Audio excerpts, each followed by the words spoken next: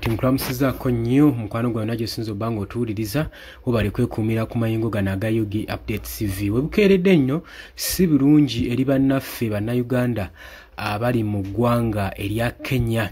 Kigambibwa nti nno amawulire agakafuluma okuva eri mu ggwanga erya Kenya waliwo abakwatiddwa 3 bakedde kukwatibwa nga kigambibwa nti nno basangiddwa n'ebisi ebiri dangerous mu nsi engwira. Bano babadde bannayuganda era batwaliddwawo ku bitongole ebikuumaddembe basobole okubanga ensonga zino bagenda mu maaso n'okubanga bagyekkaanya.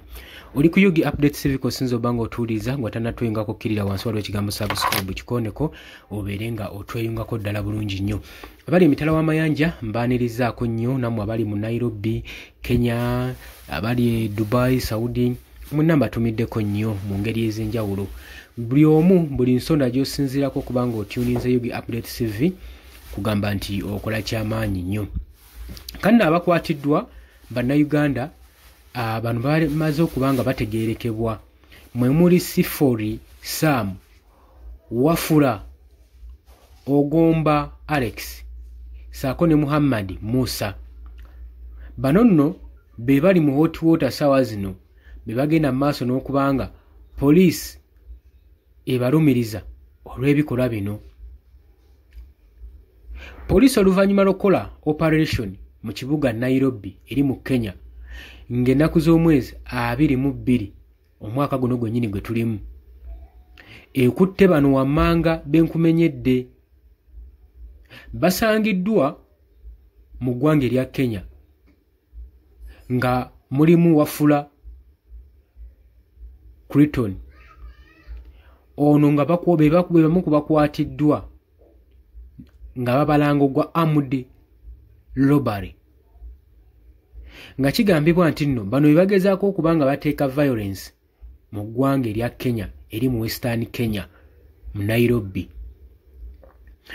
Poliisi ya Kenya egamba esanzeemu AK-47 rifle nga mulimu ebyasi 3, mubaddemu ne African pistol nga mulimu 11 rounds, nga waliwo ne pistol endala ebaddemu rounds 9. Bwe badde bakola operation mu Dadola, Saika, Pumwani ne mu Huruma Estates. Okunoonyereza kuno kugendereddwamu era nga kigambibwa nti bannayuganda bangi bakulosinga nga bajja mu Kenya nga bayita Malaba nga bagenderwamu n'ebikolwa nga bino eby'enjawulo ebyokuba nga bakukusa ebyokulwanyisa n'okwenyigira mu gw'obutujju. Jjukira si gwe gusoose okuba nga Kenya ekiraiminga nti nno bannayuganda bayingira n'ebyokulwanyisa mu ggwanga lyabwe. Omwaka oguwedde gye buvuddeko bakwata Dr. Kiriza Besigye ng'era bamulanga ku nsonga y'emu yakukusa byakulwanyisa nga we yasangibwa ne pistols gwe mukwano gwange ali eyampuliriza.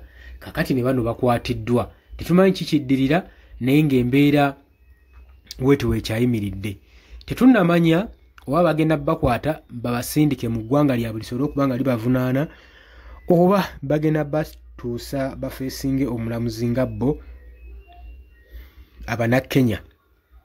Oli ku Yugi Update TV kosinza obanga otuwuliriza we bali kwekumira ku mayingo gano. Mbatumiddeko nnyo mwenna abasenkulu ba Yugi Update TV, mwenna abajja mu comment section abalikinga ne musharinga.